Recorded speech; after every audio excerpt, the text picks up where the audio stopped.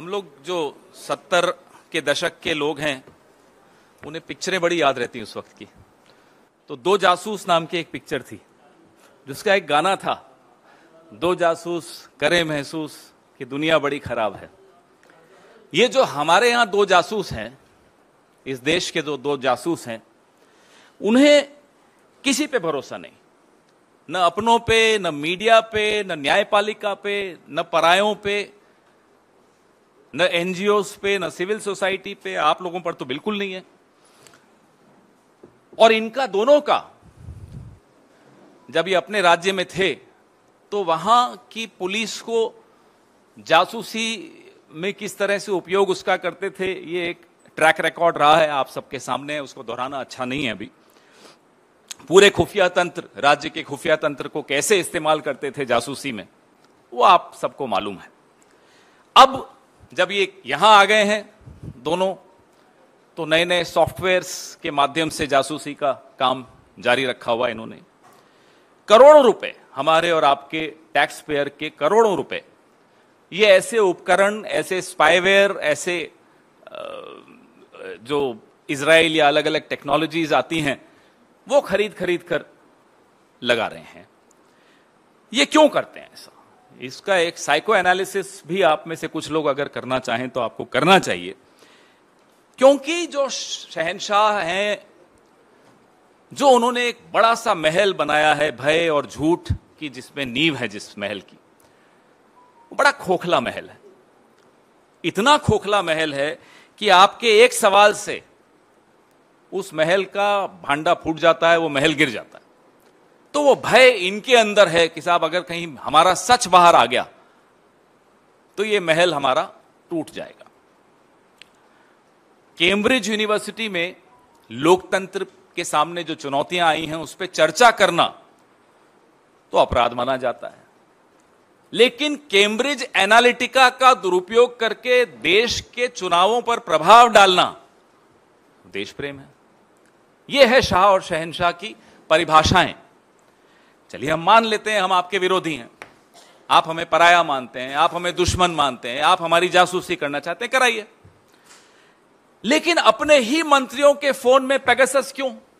अरे आपके मंत्री हैं किस काम के कि उनके फोन में आपको कुछ मिल जाएगा? हाँ, इतना मालूम पड़ जाएगा कि कहीं वो उद्घाटन करने नहीं जा रहा हो अकेले कहीं रिबन काटने कहीं स्मृति जी नहीं चली जाएं, या निर्मला जी नहीं चली जाएं, या पीयूष गोयल जी नहीं चले जाएं, या अश्विनी वैष्णव जी नहीं चले जाएं। इससे ज्यादा तो आपको अपने मंत्रियों से उम्मीद भी नहीं करनी चाहिए कि कुछ वो होगा उनके पास। आपने छोड़ा क्या है उनके पास? तो आप अपने ही मंत्रियों, अपने ही देश के पत्रकारों, अपने ही देश के विपक्ष, अपने ही देश की न्यायपालिका, अपने ही देश के लोगों के खिलाफ करोड़ों रुपए इसी देश का पैसा उपयोग करके, दुरुपयोग करके लगाते हैं और जासूसी करते हैं। पहले कैम्ब्रिज एनालिटिका तो मैंने जिक्र किया, उससे पहले अगर आपको याद हो फरवरी में मैंने ही इस पर प्रेस वार्ता की थी। टीम जॉर्ज, मैं और सुप्रिया जी ने यहां बैठकर प्रेस वार्ता की थी, मुझे याद है। इजराइल के जो हैकर्स हैं उनका उपयोग करने की आरोप इन पर लगा। पेगासस की जब मामला बहुत आगे बढ़ गया, और आपको याद है कि सुप्रीम कोर्ट की टिप्पणी भी आपको याद है कि सरकार ने कमेटी के साथ सहयोग नहीं किया, और आज भी वो सील्ड कवर में बंद है। पेगासस जब बहुत बदनाम हो गया तो जो मिनिमम गवर्नेंस मैक्सिमम सर्वेलेंस वाली सरकार है, ये अब नया स्पाईवेयर मार्केट में ढूंढ रही है, और आरएफपी भी इन्होंने निकाला हुआ है एक पर्टिकुलर डिपार्टमेंट ने। ये कॉग्निटो नाम है इसका। तो कॉग्निटो के माध्यम से, कॉग्निटो इसलिए कि इसके बारे में ज्यादा जानकारी नहीं है, कहीं ज्यादा ब्लैकलिस्ट नहीं हुआ, इस पर आप लोगों ने या किसी ने ज्यादा लिखा नहीं। तो जो ट्रेडिंग डेटा है, एक प्रमुख समाचार पत्र ने निकाला है, कॉग्नाइट स्पाईवेयर उपकरण खरीदा गया है जो पेगासस का विकल्प है, इस देश में अभी लाया जा रहा है। और पेगासस की जो प्रणाली है उसकी तुलना में इसका प्रोफाइल इतना हाई प्रोफाइल नहीं है कि जिसके बारे में बहुत चर्चा हो गई हो देश में या विश्व में। लेकिन जो अमेरिकन लॉ फर्म है एक, मैं आपको ये भेज भी रहा हूं, जो उनका कोट है कॉग्नाइट के विषय में, वो मैं पढ़ के आपको जरा सुनाना चाहता हूं कि वो कॉग्नाइट को वो क्या परिभाषा इन्होंने दी है। कॉग्नाइट ने नियमित रूप से दुनिया भर के पत्रकारों, सबसे पहले आप ही लोगों का नाम आ रहा है, हम तो बाद में आएंगे, असंतुष्टों, सत्तावादी शासन के आलोचकों, विपक्ष के परिवारों और मानवाधिकार कार्यकर्ताओं को उनकी जानकारी के बिना निशाना बनाया और इन लोगों से जानकारी हासिल करने के लिए हेरफेर करके या उनके उपकरणों और खातों से समझौता करके उनके बारे में खुफिया जानकारी एकत्रित की। ये जो साहब नया उपकरण खरीद रहे हैं, स्पाईवेयर खरीद रहे हैं, उसके बारे में अमेरिकन लॉ सेंटर, एक लॉ कंपनी है, वो क्या कहती है मैंने आपको पढ़ के सुनाया। 120 मिलियन यानी कि 986 करोड़ का इस पर सार्वजनिक धन खर्च होगा। मेरा और आपका 986 करोड़ खर्च होगा इस स्पाईवेयर को खरीदने में और इसका उपयोग करने में, क्योंकि उसमें कुछ लोगों को ट्रेनिंग भी देनी पड़ती होगी, मुझे लगता है। हालांकि ये लोग तो, शाह और शहनशाह तो बड़े ट्रेंड हैं। हम यह जानना चाहते हैं, सरकार से पूछ रहे हैं कि क्या कॉग्नाइट से कुछ संचार उपकरण आप लोगों ने खरीदे हैं तो किस मंत्रालय द्वारा खरीदे गए हैं, उस पर कितना खर्च आया है, और इसी संदर्भ में, इसी प्रक्रिया को आगे बढ़ाते हुए क्या एक नए स्पाईवेयर को आप अंतिम रूप देने के लिए विचार विमर्श कर रहे हैं, और अगर कर रहे हैं तो किस स्तर पर कर रहे हैं, और खास तौर पे ऐसा स्पाईवेयर जिसकी जानकारी अभी सार्वजनिक क्षेत्र में कम है।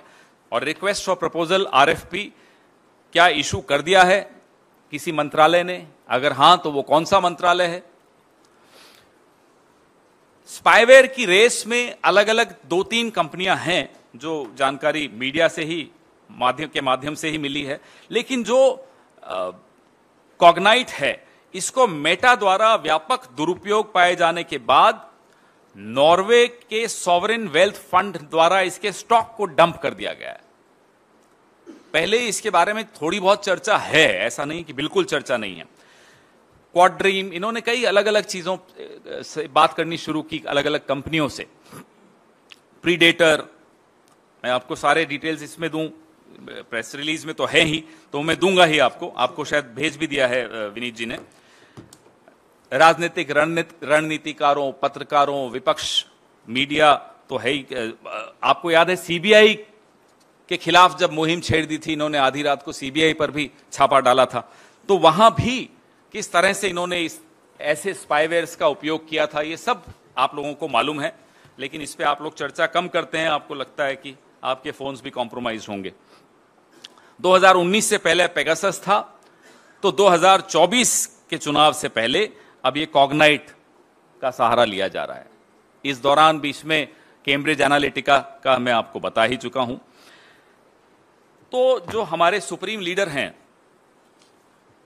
उनसे हम एक आग्रह भी करना चाहते हैं इस प्रेस वार्ता के अंत में कि आप हम सबके घरों में ताक झांक करने के स्थान पर जरा सा कुछ वक्त के लिए अपने गिरेबान में झांक लें, कई जवाब मिल जाएंगे।